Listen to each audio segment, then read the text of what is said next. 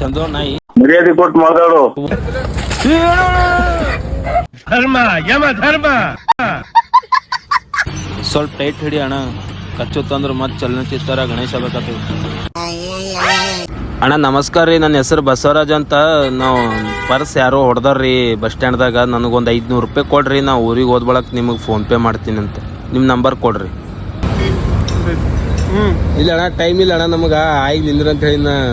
ಎಷ್ಟು ಚೀಪ್ ಅನಿಸ್ಬಿಡ್ತು ಅಂದ್ರೆ ನಿಮ್ಮ ಈ ತರ ನಾ ಮಗ ನಂಗೆ ತೋರಿಸು. ಏನ್ ಸರ್ ಕಳೆ ಇಂಡಸ್ಟ್ರಿ ನಾವು ಹಿಂಗ ಪ್ರದರ್ಶನ ಮಾಡೋದು ನಿಮ್ ಬಗ್ಗೆ ಹೇಳಿ ಒಪ್ಪಿಸ್ಬೇಕು. ಯಾವ ಮಟ್ಟಕ್ಕೆ ಶಾಕ್ ಆಯ್ತದು ಅಂತ ಅಂದ್ರೆ ನನಗೆ ನಂಬೋಕೆ ಆಗ್ತಾ ಇಲ್ಲ.